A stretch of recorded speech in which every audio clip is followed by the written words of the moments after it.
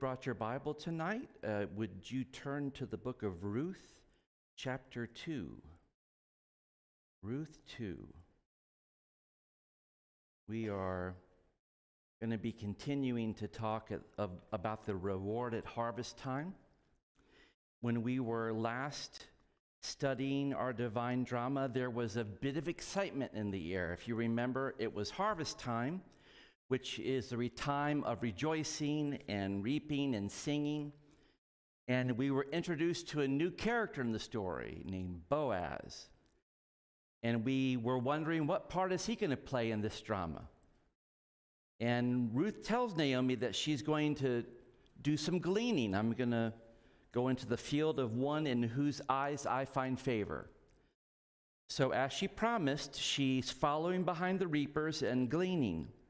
And remember, the writer kind of wants to play around with it in the sense of, as luck would have it, she just happened to go into the field of Boaz, who was a friend of Naomi's.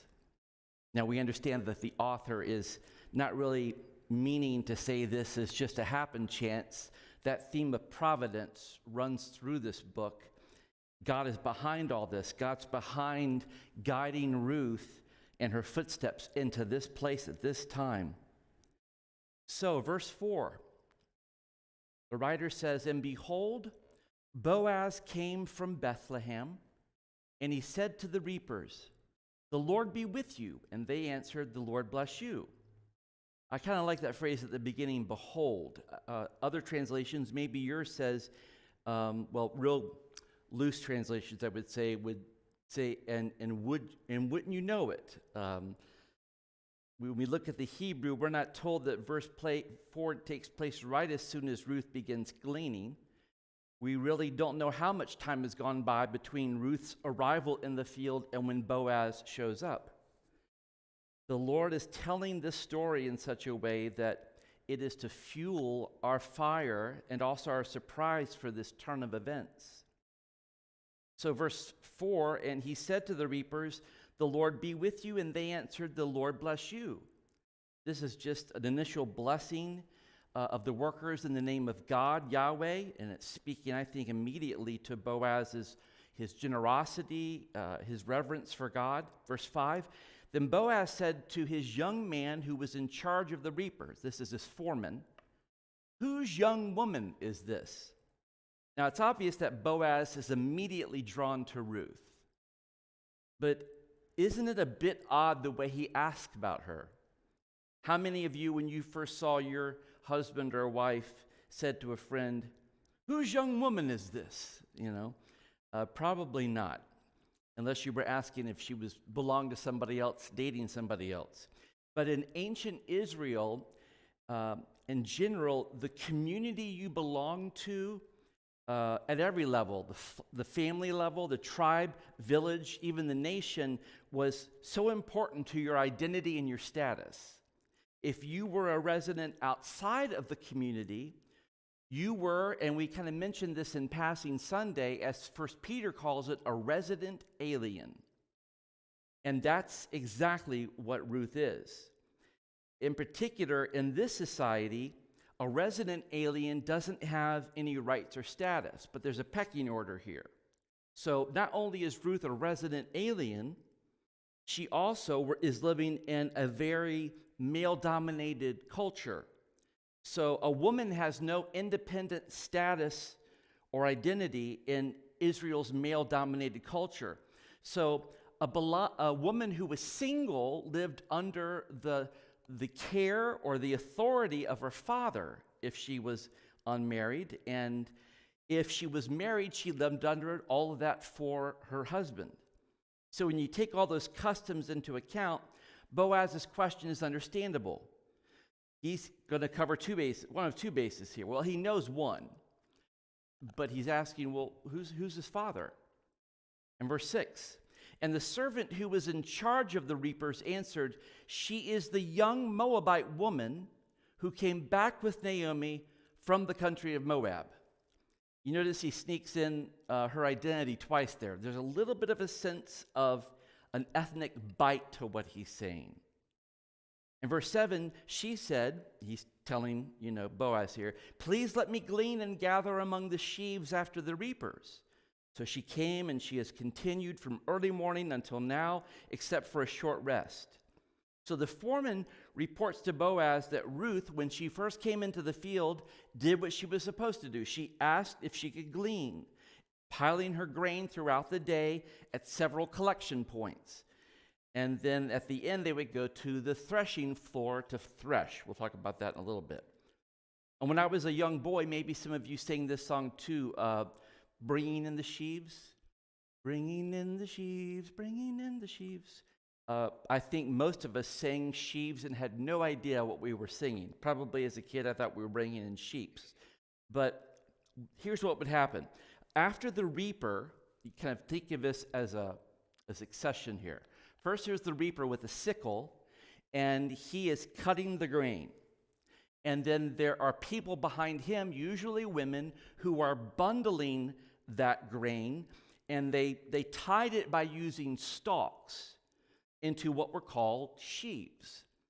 And after that, you've got the person doing the sickle work, you've got the person gathering. Behind that is the gleaner.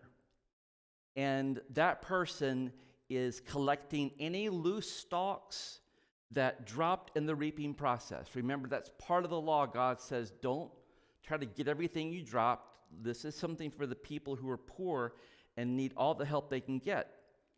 So threshing is an activity of separating the seed from the husk of the grain. Threshing took place on what was called a threshing floor. And after that separation, there would be what's called a winnowing process, when the harvesters would rake up what there was, and then they would slowly turn it over. The threshing floors were usually in an open part because the wind is very important here. As they're turning that rake kind of thing over, the wind is separating the chaff from the grain. Now, if the chaff from the grain sounds at all familiar to you, that's Psalm 1. Remember, blessed is the man that walks in the counsel of the godly. Blessed is the man who doesn't stand in the way of sinners or sit in the seat of the scornful. His delight is in the law of the Lord, and in his law doth he meditate day and night. He'll be like a tree planted by the rivers of the water, who brings forth its fruit in its season. His leaf shall also not wither, and whatever he does will prosper. But, huge word, the ungodly are not so. They are like the chaff that the wind drives or blows away.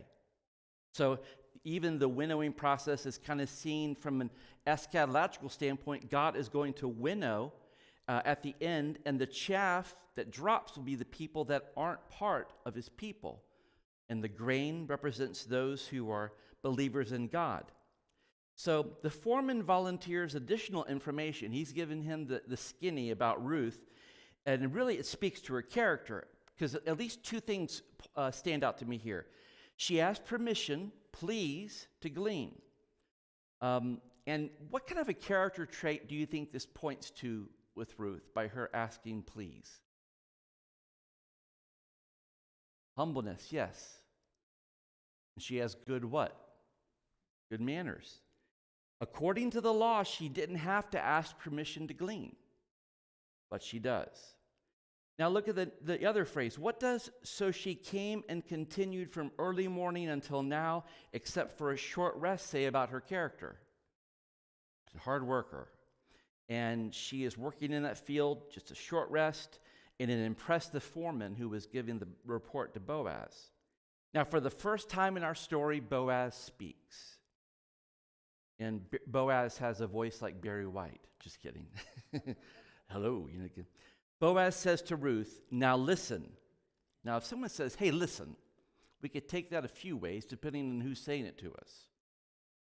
But that phrase in the Hebrew implies don't just hear what I'm saying, understand what I'm saying. Listen carefully. Listen, my daughter. Why does he call her my daughter? Well, earlier in the story, someone called Ruth their daughter. Who was that? Naomi, which implies not just that was her daughter-in-law, but implies there's a difference in what? Age. So right away we see Boaz is older than Ruth. And he says to her at the end of verse 8, do not glean in another field or leave this one. In other words, don't go beyond the boundaries of this field. Now, in those days, fields were separated with really no clearly visible boundaries. And I think Boaz here has a clue that there are advantages for Ruth as a gleaner to move from one farmer's crop to the other. But Boaz wants to make sure that Ruth stays in his part of the field. Boaz is giving her more, as we'll see here, than the ordinary rights of a gleaner. Boaz doesn't want Ruth accidentally gleaning in some other field. Wonder why? He says, but keep close to my young women. Boaz is urging Ruth here, stick close to my women workers. Those are the women that cut the grain, and they're binding them into sheaves. And verse 9, Boaz says, let your eyes be on the field that they are reaping and go after them. Ruth is to watch closely where the harvesters are going, and she's to follow them. Now, the them are the women referred to in verse 8. Really, there's almost an urgency here from Boaz that demanded everybody on his crew be on their A game. This thing's got to happen, and we got to happen right. Everyone's got a job to do. And Boaz says in the middle of verse 9, have I not charged the young men not to touch you? Now that word that I am using from the ESV translate touch, but some of your translations may say something even like strike violently or injure. It can also mean to trouble, molest, to interfere with. And that is the sense we have here. So it's a serious warning. Boaz is showing her that word we talked about week 2, chesed. He's protecting her. He's saying, stick close to my women workers, because she would be gleaning in a field normally off limits to gleaners, and he told his workers, don't mess with her. Don't mess with her physically, don't mess with her verbally. But his kindness doesn't stop there. Look at the end of verse 9. And when you are thirsty, go to the vessels and drink what the young men have drawn. Again, for us, that's nice, but valuable time could be lost for a gleaner if they had to draw their own water. Water was such a precious commodity then. And in the ancient Near East, foreigners would draw water for the Israelites. Here's the pecking order again. Who do you think drew the water for the men? Women. So Boaz is going out of his way to show her kindness. He's protecting her way beyond what was required by the law. Look at her response in verse 10. Then she fell on her face, bowing to the ground. In their culture, bowing one's face was a common gesture that showed homage or gratitude. If someone did that to us to say thank you, we'd be like, oh, this is awkward. Can you stand up, please? But there they would drop to their knees and touch their head to the ground. This is a fitting gesture already because Ruth is responding to Boaz's kindness, as we expect from Ruth, in utter humility. She's not like, I'm hot. He's on to me, I guess. Can you blame him? No, she's not like that at all. She said to him, why have I found favor in your eyes that you should take notice of me, since I'm a foreigner? She is shocked by what Boaz has just said to her. It's obvious he has given her far more than she ever requested or expected. Really more than she ever dreamed. And Boaz is going out of his way beyond what the law requires. Why? Look at verse 11. But Boaz answered her, all that you have done, here it is, for your mother-in-law since the death of your husband has been fully told to me. And how you left your father and mother and your native land and came to a people, this is a very important phrase, that you did not know before. There's Boaz's answer to Ruth. I've heard you, your reputation has preceded you. And it makes you wonder if Boaz had his eye out for her as soon as he heard about her because of what she's done. He heard about her sacrifice. how she left her parents and her homeland and came to a foreign land for the sake of someone she loved. Now, can you think of anyone else in the Old Testament who left their country and obeyed God? That maybe Boaz himself even is thinking of right now. I'll give you a hint. It's around Genesis 12. Abraham. I believe Boaz wasn't, if Boaz wasn't thinking of Abraham, the author sure is. And notice that he says, you came to a people. There's that phrase that's used of Abraham, that he did not know, that you did not know. The Hebrew expression here literally means yesterday or the day before that, which tells us that Ruth's knowledge of this people is very new. Boaz goes on to say in verse 12, the Lord repay you for what you have done, and a full reward be given you by the Lord, the God of Israel, under whose wings you have come to take refuge.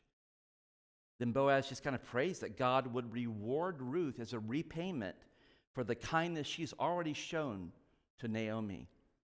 And he's hoping, and this is a very important imagery to the Israelites, that she would find refuge under the wings of Yahweh. Really, the picture is God as an eagle fluttering his wings over Ruth, and that is giving her security and peace and refuge. And this was a picture of God's people taking refuge that appears a lot through the Old Testament. So we're going to have some fun. I'm going to give passages and see if someone will take one. We're going to read about 5 of them, but who would first? I'll give the passages out so that you have time to find them. And then when we come back to you, I'm going to ask you to read that passage. None of them are long. Who would read or be willing to read Psalm 17:8? Psalm 17:8. All right, there you go. Psalm 17:8. How about Psalm 36, 7 through 9? I saw that hand. I see that. Psalm 36, 7 through 9. Okay, Psalm 57:1. Psalm 57:1. All right, Mike. Psalm 63:7. Robbie, I saw you after that. Was that you raising your hand? Psalm 63:7. I'm like a revivalist. Okay, raise your hand if you need to be saved. And I've known them, they would go, I see that hand. I see that hand. They're looking at their own hand. It's a trick of the trade that's not very nice. Last one, Psalm 91. This is going to take a little bit of reading, 1 through 6. Psalm 91, verses 1 through 6. Who would do that? All right, great, Mr. Moore. Okay, let's go all the way back to our first passage, Psalm 36, 7 through 9.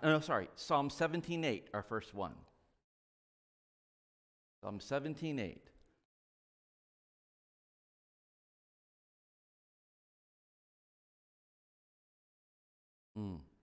So there you have God describing the place as a place of safety.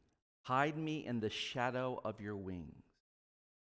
Now there's other places that talk about the wings. Who had Psalm 36, 7 through 9? I believe you did, didn't you?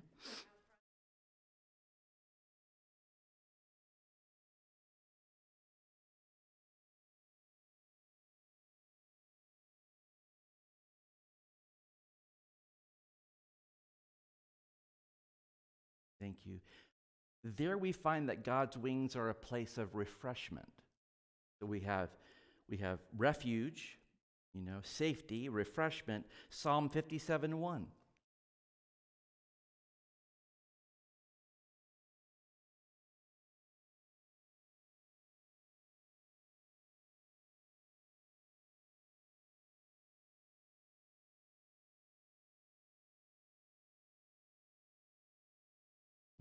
So the sense there is his wings is a place of stillness when there's a storm. Who has Psalm 63:7?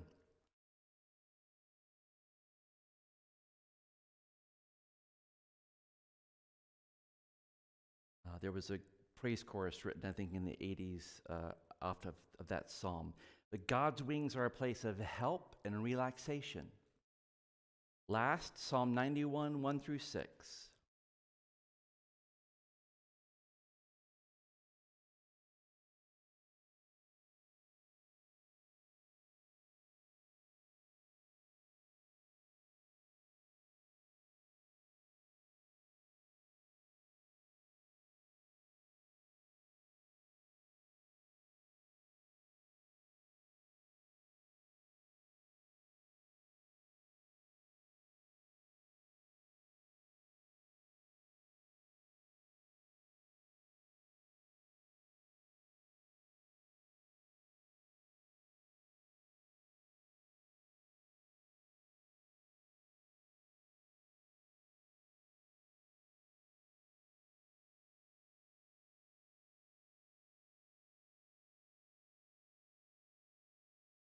Thank you.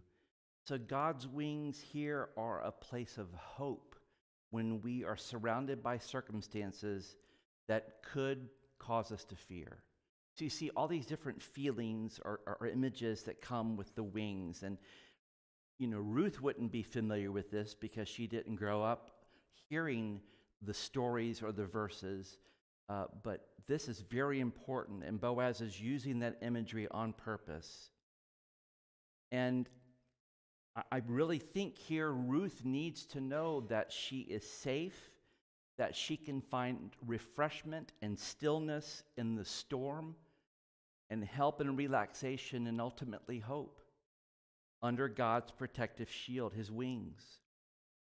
It's easy, I think, when we especially know how a story is going to turn out, not to feel the tension that the original hearers would have, but most importantly, the tension that Ruth had. She didn't know how this was going to go. I was reading this morning a verse that means a great deal to me. The psalmist says in Psalm 27:13-14, and I like the NIV's translation of these verses, when the psalmist writes, I remain confident of this. I will see the goodness of the Lord in the land of the living. Wait for the Lord. Be strong and take heart. I love it. And wait for the Lord. Just in case we missed it, he packs wait for the Lord, and they're pretty close. So often you and I think, have found out that when we're going through a valley and we look back, especially of one that we went through, when we can see God's care, how he really took care of us, and we didn't know he was going to in certain ways that he did. But our temptation, like the people of God all throughout the history of following God, is to still, even though he's taken care of us in the past, to take our eyes off of him now. And just like Peter, getting out on the boat, and he's walking in the water, and Jesus says, keep looking at me. And then all of a sudden it hits him, hey, I'm walking on water. Boom, he goes down. It's so easy to take our eyes off of Jesus, and that's when we despair. God is reinforcing to us how important hiding under his wings is, and that takes a lot of faith. But it doesn't take a lot of activity. Resting, hiding, being still. Sometimes we want to get moving. We want to help God out. And God says to us, just be still and know I'm the Lord. Just right now, I want you just to be calm and peaceful. I'm in control. Hudson Taylor, as many of you know, was a missionary to China and served there for 54 years. And he got to the end of his life, during the last months of his life, he was so weak and feeble. He said this to a friend, quote, I'm so weak I cannot write. I cannot read my Bible. I cannot even pray. All I can do is lie still in the arms of God as a little child, trusting him. You can remember with your parents, maybe, when you would crawl up on their lap and just be still. I can still remember putting my head, like my mom would be sitting on the end of the couch, and I would lay into her lap, and I just loved, for some reason, when she was talking to people, hearing that noise coming through her stomach of her talking. It just was this feeling of peace, So here is a man who experienced the mighty power of God, Hudson Taylor. And he's coming to the end of his life, and there's such intensity to his physical suffering. He would love to be able to write and to read his Bible and pray, but all he can do is be still and trust. But Ruth isn't in the mode of resting right now, is she? She is active. She's a worker. She's a mover and a shaker. She's gleaning. But that doesn't mean Ruth isn't suffering. Again, her heart has to be aching because she's lost her husband. And it would be enough if Ruth lost her husband and was back in Moab with her kin so that they could speak words of comfort to her. But imagine losing your spouse and then moving from where you've lived, and you didn't know but maybe one person. Talk about feeling really vulnerable and alone. So here's Boaz saying, I pray that the wings of God, where you've come to take refuge, will bring you safety, Ruth. So how does Ruth respond in verse 13? Then she said, I have found favor in your eyes, my Lord. My Lord is the equivalent of sir. And it shows that Ruth wants to be courteous. She's keeping an appropriate distance from Boaz. She's not being presumptuous. Verse 13, toward the end, for you have comforted me and spoken kindly to your servant, though I am not one of your servants. I mean, if you think about it, looking at Ruth, what she's saying here, this is the first cheerful thing recorded that's happened to her in this story. This is a high point right now in Ruth's life. She would never forget this. Boaz, by God's power, relieved her of her fear, her apprehensions that were part of being a gleaner, but in a strange land with people you don't know. She didn't know they would receive her warmly. She says that Boaz spoke kindly to her. The Hebrew means spoken to the heart of. A graphic way of saying that those words that Boaz gave to her touched her heart. And maybe you're asking, well, why is she getting all this kindness from Boaz, even though she was not one of his servants? Well, she's asking the same thing. She's humble. She's not assuming. It gets better. Verse 14. And at mealtime, Boaz said to her, come here and eat some bread and dip your morsel in the wine. So she sat beside the reapers, and he passed to her roasted grain, and she ate until she was satisfied, and she had some left over. Now Ruth is taking her place beside the reapers. She's being accepted as one of the group. This is a long way from Moab for her. And she's sitting with a member of a leading Israelite family. And Boaz is the one who's the leader of that family, and he's serving her. Boaz, in the act of passing her the parched grain, it would seem a mark of special favor. It's more than just a courteous gesture, being nice. Let the guest go first. He's giving Ruth all that she wanted to eat, and she still has room and food left over. Boaz has given her a lot, as we'll find later. So, why the phrase, and she ate until she was satisfied, and she had some left over? Well, it's a theme that's running now, because the roles of these two women, these widows, have been reversed. They would not go hungry, at least in the immediate future. Ruth and Naomi are being satisfied ultimately by the hand of God.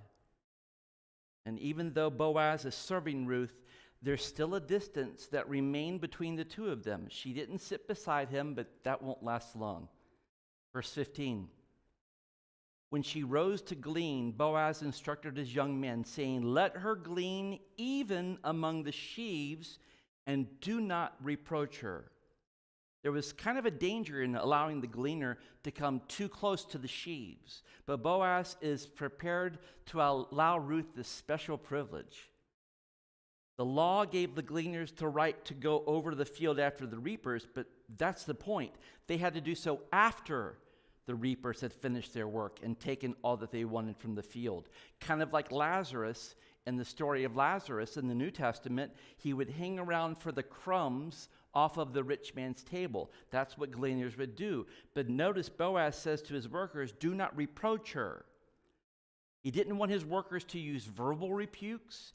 He wanted them to be positive and not keep her from working among the sheaves. And he's adding not just to his protection, he's adding his permission, and he's being generous way beyond what the law required. But Boaz still isn't finished. Look at verse 16. And also pull out some from the bundles for her and leave it for her to glean, and do not rebuke her. Now, Ruth would have already had a lot of grain at this point. But Boaz is leaving nothing to chance. This was unheard of, stunning behavior from a guy like Boaz. If you were hearing this story for the first time in that culture, you would ask the question, who in the world is this guy, and why is he being so kind? This is unusual, especially to a foreigner. Could it be he's falling in love with Ruth? Or was he just acting out of devotion to the family? There's a movie that was made probably, oh man, time flies. It was made in the late 90s, and it was called Pay It Forward. Haley Joel Osment, who was the little boy in the movie M. Night Shyamalan's first big hit, I See Dead People. What was that called? Was that? No, it was, well, anyway, he was the little kid that he should have won an Oscar for his role. It had Bruce Willis. Sixth Sense, is that what you said? Gotcha. Sorry about that. I was hearing something else. So Sixth Sense. So this was his next movie after Sixth Sense, and he was just as brilliant in this one. It's a great one to watch. It's about a 7th grade boy who comes up with a plan to do good deeds for 3 people who would then, by way of payment, each do good turns for 3 other people, pay it forward. These 9 people must also pay it forward, and so on, ad infinitum. And at the beginning of the movie, before we understand anything about the boy's plan, there's a scene where a guy drives up his beautiful, new, expensive car to another guy, and he just gives them the keys and walks away. And the guy who's holding the keys is suspicious. He says, "This is a joke, right?" "Nope, pay it forward." And we're meant at the beginning to know, where in the world is this coming from? There's got to be something up here. Probably stole the car, but no. So that would be your reaction if someone was telling you this story the first time. Who in the world is doing this? This is a joke, right? All that Boaz is doing for her. In the ancient Eastern culture, even probably the audience would have been skeptical of Boaz. What's he after here? There's got to be something coming. Where is this coming from? Not to delve into politics too much, but if you remember, you do remember the crash of 2008, which some people are wondering, are we heading that way? Depends on who you're talking to. But when the government gave money, bailed them out, they didn't just bail them out and say, "Pay me back." No, they put in requirements for things they had to instill into their companies. What we're seeing now with equity people that are in charge of equity in companies, racial and all kinds of equity, that was something that was put in there. Oh, this money is not for free. There's something that, so people are wondering now, well, with the government bailing out some of these people, what are they going to be asking for now that we're going to see later in the future come to fruition? And that's kind of what people are thinking now if you're listening to this the first time. What is up? This can't be true. Something is going to really be required of her later. Look at verse 17. So she gleaned in the field until evening.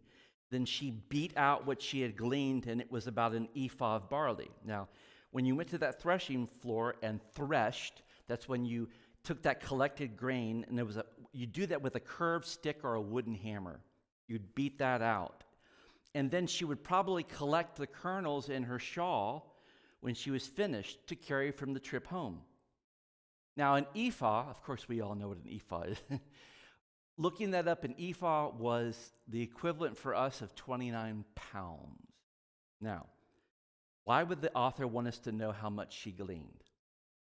To put things in perspective, we have to know that in the Old Testament, like the Babylonian period, the ration for a male worker rarely exceeded 1 to 2 pounds a day. What this means is that Ruth collected in one day the equivalent of at least a half a month's wages. Not a bad day at work. But not only did Ruth find a place to work, but now she finds this glimmer of hope that we saw at the end of chapter 1 when we heard the barley harvest was coming. Now it's gone beyond her wildest dreams. These widows would be fine for some time. They would be taken care of. This provision seems to be a down payment, really, as we'll see, on the reward Boaz prayed that Ruth would receive for her act of kindness to her mother-in-law. There's a lot that hangs in the balance still. As we hear the voice at the end of our story of Batman, what about an heir for Naomi? Things that we're wondering about. Tune in next time. How would her family line escape extinction? That's still up in the air. Could Boaz help answer some of these questions? You have a hint that, yeah, he's going to. And there's so much more to be discovered in this wonderful story. But I just can't imagine what it was like when Ruth came home. What Naomi must have said, what in the world? What happened? And, she just unloads and tells her all that happened. And they know, even Ruth does, but Naomi knows this is God's grace. It's the first sign. And she may have told herself, don't get too excited here. Because again, this is not good news for Naomi either. She may be back home, but she's alone. And she has her daughter-in-law, that's awesome, but she's facing a dire future with no one to take care of her. God is beginning to work this out. I think it's easier to have 20/20 hindsight faith, Boy, look what God did in that situation. That was amazing. Why would I ever doubt him? And then the next thing comes in, but God, you don't understand. This is different because it's easy to have 20/20 hindsight. It's easy right now for me to say to you, what's something that if you could do over, you would do it totally differently? And you're like, do you have time for these? There's a whole bunch of them. I saw the meme, I'd like to go back to being 14 years old. I have a whole set of new ways I'd like to mess my life up. I have some new ideas. But God, in his mercy and his grace, in his providence, even the things, let's put ourselves like the children of Israel. That trip should not have taken them in the desert 40 years. But it was 40 years. Why? Because of their disobedience. So sometimes we have in our life detours that we are taking, and it's not because we were following God well, and this is just the way it happened. God is so powerful, sovereignty, that he can take something that we really messed up. Not only does he say, I'll forgive you if you ask for it, I'll forget about it, I won't hold it against you, but God is so powerful, he uses sin eventually to glorify himself. He doesn't, as the New Testament says, doesn't cause anyone to sin, doesn't tempt anyone to sin. But remember Joseph's words to his brothers, you meant this for evil, God meant this for good. There is at every point in your life a simultaneous work of what God the Father wants to do perfectly in you and what Satan wants to do to cause there to be ruin of what God wants, to try to distract you, to try to get you off the path. And every one of us have had times we went off the path when we shouldn't have. And God is so great. We had a detour. Maybe it took us a number of years to have our head cleared out in this thing. But God still is faithful to us at every step in the way. And what he calls forth from us is the thing we're told in Hebrews, that without it, it is impossible to please him. Faith. Faith. So when you're talking to someone who wants to argue with you about the faith and maybe they're kind of intellectual, I always, remind myself, it's important to have an answer for the hope I believe in, the hope I have. That's what we're told of the New Testament. But there'll come a point when someone is not really wanting to trust in God. They want to go as they can, far as they can, and argue and argue and argue. But you could have every one of their questions answered, but at the end of it, their heart is still hardened. And so it's wonderful to be able to answer people's questions. But like C.S. Lewis said, sinners are looking for God the way a thief is looking for the policeman. Not trying to find the policeman, he's trying to avoid him. And that is the way that we have to live our life in faith, but know that people that aren't trusting God, they're blinded by their sins. So it's not just a matter of, well, let me tell you all the ways he's worked in my life. And that testimony method, like the Samaritan woman, does incredible things. And we know people even that came to Christ, like C.S. Lewis, as he put it, kicking and screaming, because here's a guy that's brilliant, and he's around people that are giving him the answers to his questions, and finally it's like, okay.